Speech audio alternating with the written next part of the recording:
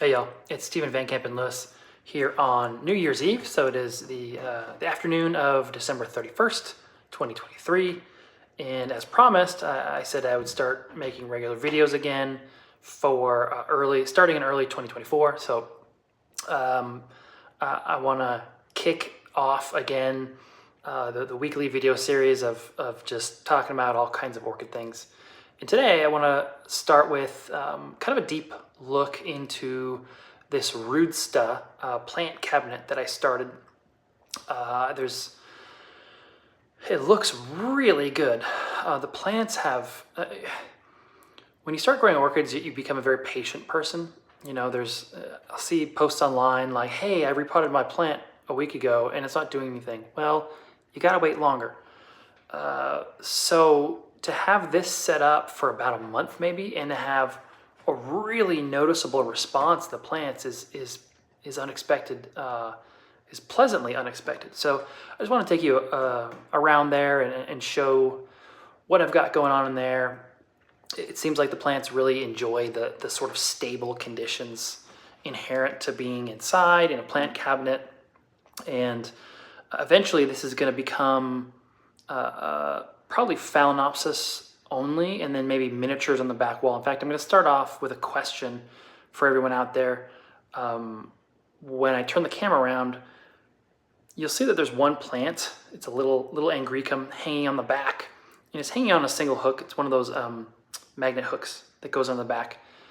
And I'm wondering if I should keep with the magnets and just get a different magnet for each plant, little miniature plant that I'm going to have hanging on the back. Or if I could have some kind of a small rack on the back that hangs on those magnets. So let me turn the camera around and I'll show you what I mean. And then we'll take a quick look at some of the other plants and some of this really wonderful, quick growth response from what are often difficult to grow plants. So let's take a look. All right, so this is the Rudsta. Is an IKEA plant cabinet that's been modified for plants. And you can see the orchids and Nepenthes here. And then I've got, actually on top is these are all milkweeds. Milkweeds are kind of occupying my orchid energy right now. They're really difficult to grow, a lot of them, and they're super cool to look at. And the best part is once they start growing, I can throw them all outside all year round.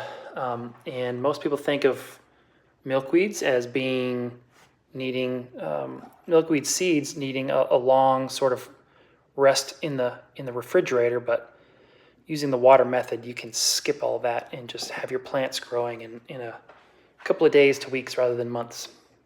But anyway, maybe that's a different video that I'll post at some point. So inside the Rudsta, have lots of good stuff in that.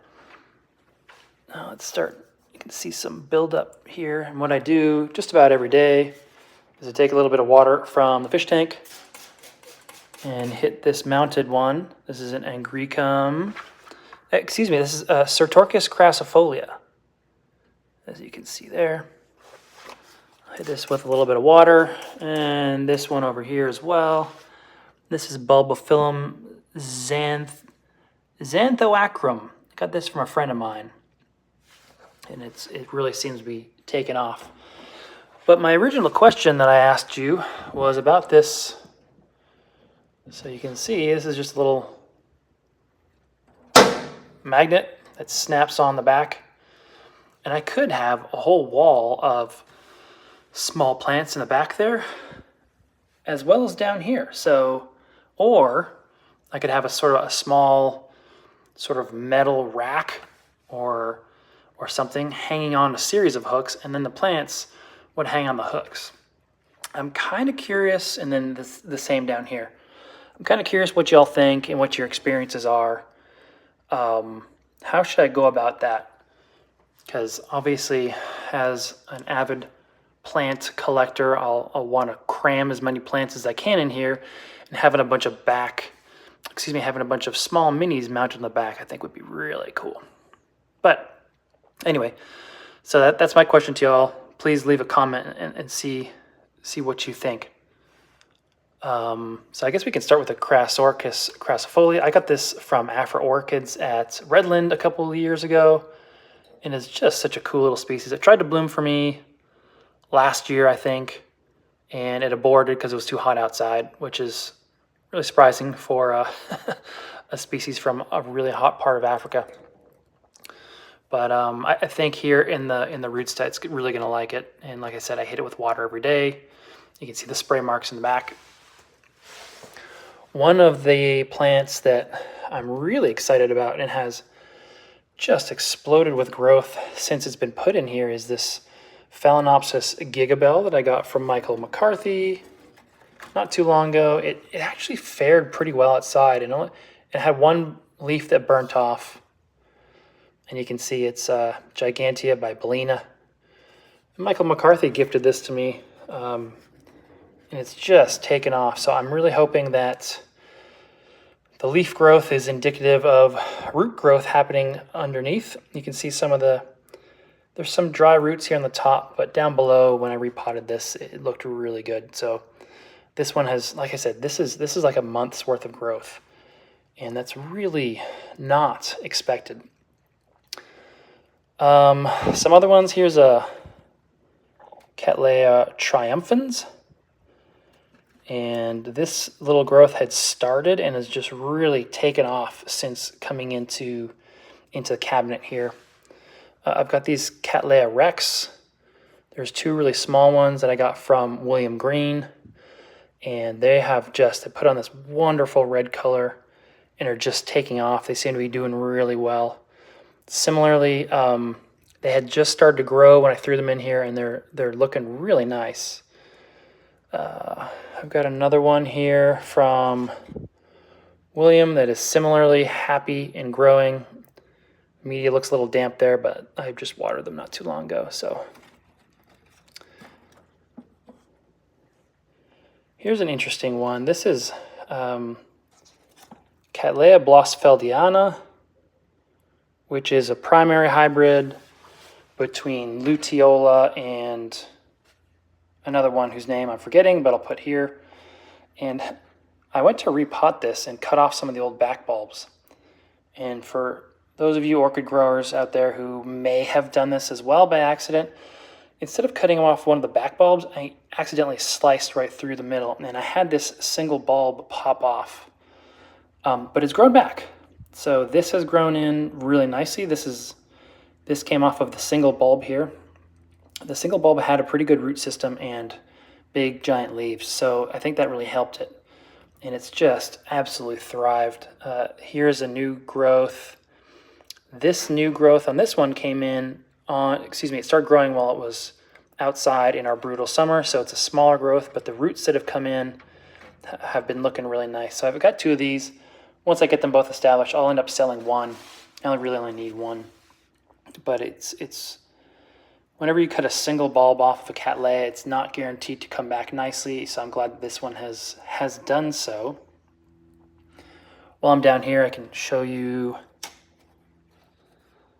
the Cattleya labiata rubra. And I got this from Poly Orchids, and you can see just the massive amount of anthocyanins in this one. I am super excited to see this bloom. It has not bloomed for me quite yet, but the moment I put it under these lights, it was already a pretty good red, and now, I mean, just the leaves alone are absolutely stunning. The leaves and the bulbs just look so great, so happy, so healthy.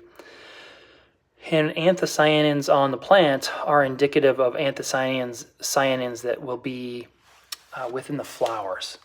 So I would expect this to be a true rubra with just neon red flowers. So this is going to be a really cool one when it blooms.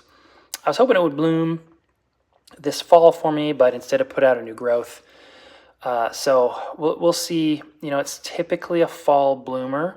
The species Cattleya labiata is typically a fall bloomer, but when you grow orchids under lights, they don't seem as interested in blooming on schedule as their sort of sunlight growing companions. When you grow plants under light, they often just bloom whenever they want. I'm not entirely sure why. Maybe it's the stable conditions, But I'm excited. I'm hoping that this will bloom in the spring in sort of an off-season bloom. This is a really cool flower here. This is Phalaenopsis imbricata, which is the rattlesnake orchid. I don't know if you can see that there. It looks a lot like what the old Dendrobium, which is now Collagenea, looked like.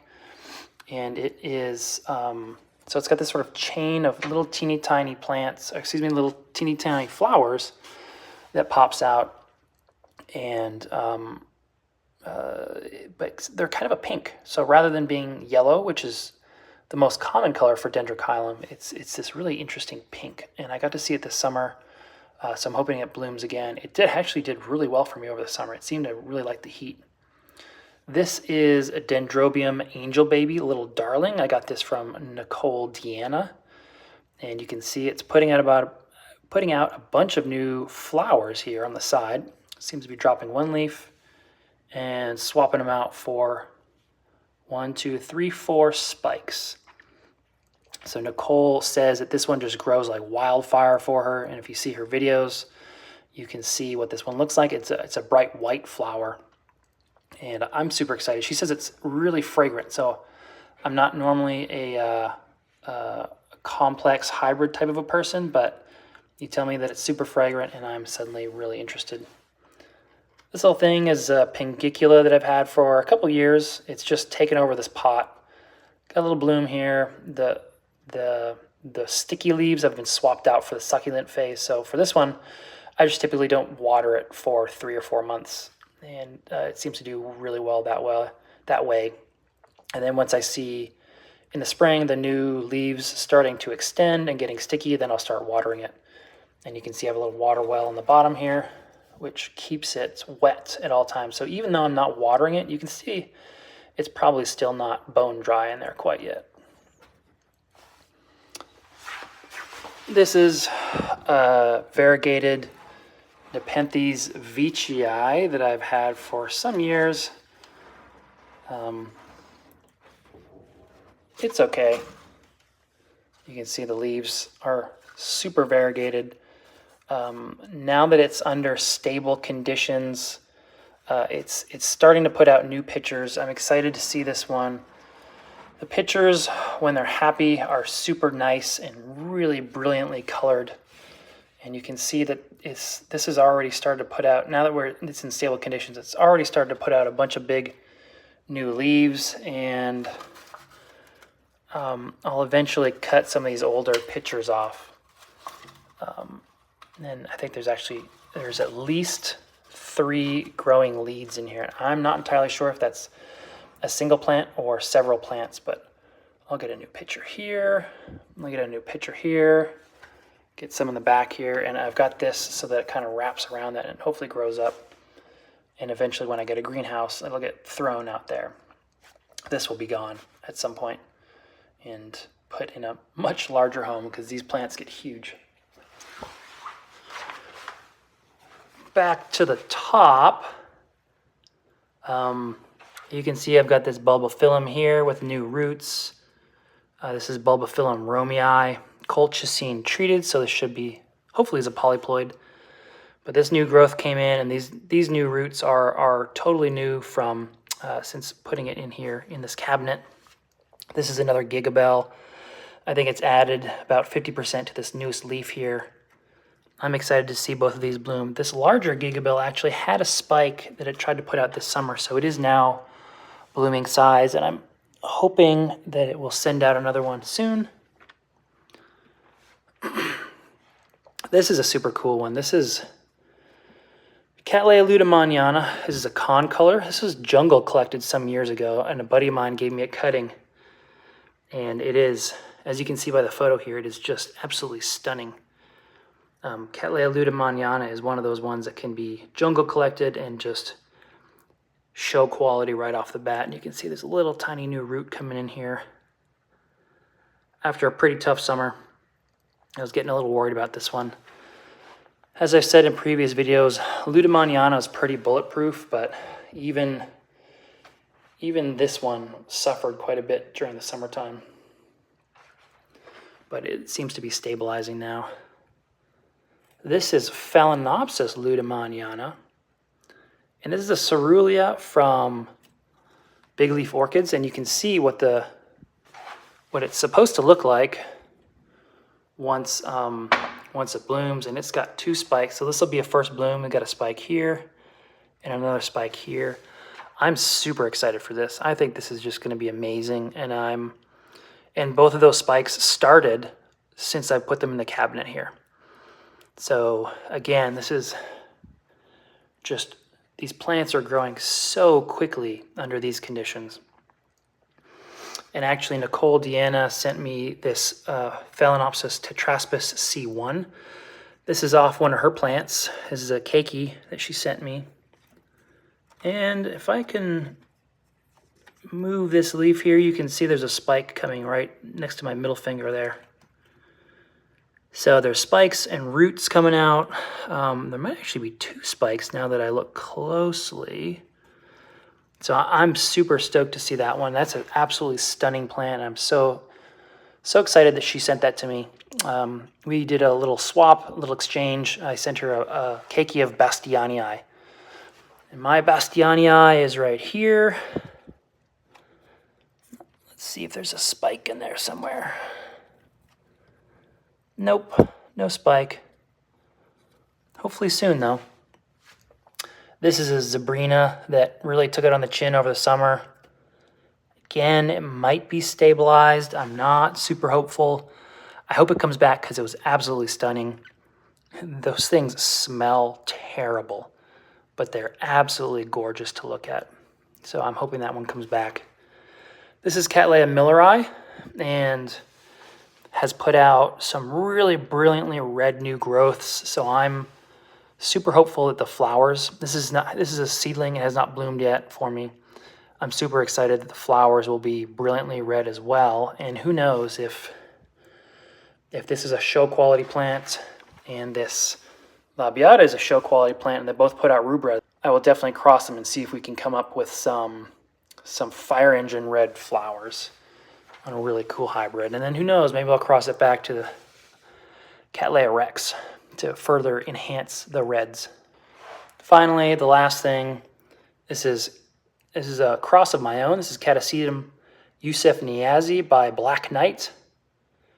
So this is an unregistered hybrid, and these little guys are just cranking. They are absolutely loving these conditions. You know, all of them are an active new growth. None of these will go dormant this year. I'm just going to keep watering and fertilizing until next year. There was one that tried to go dormant back here. I'm not going to zoom in because I don't want to make anybody seasick, but it's already starting to grow again. So they're just cranking. I put 2 or 3 in each cell. And rather than a compot, I feel like the compots are difficult to deal with, since when you pull all the plants out, you end up tearing up a bunch of their roots. So rather than tearing up a bunch of roots, I'll only have to deal with 2 plants per cell. I bet I'd transplant them summertime. It'll really depend on what stage of growth they're in, though, so we'll see. Anyway, blooms down there, blooms coming in here, blooms coming in here. Everything is looking really, really nice. So anyway, I hope you all had a great new year and a fun holiday break in December. And I look forward to chatting with y'all once again on a regular basis. Bye.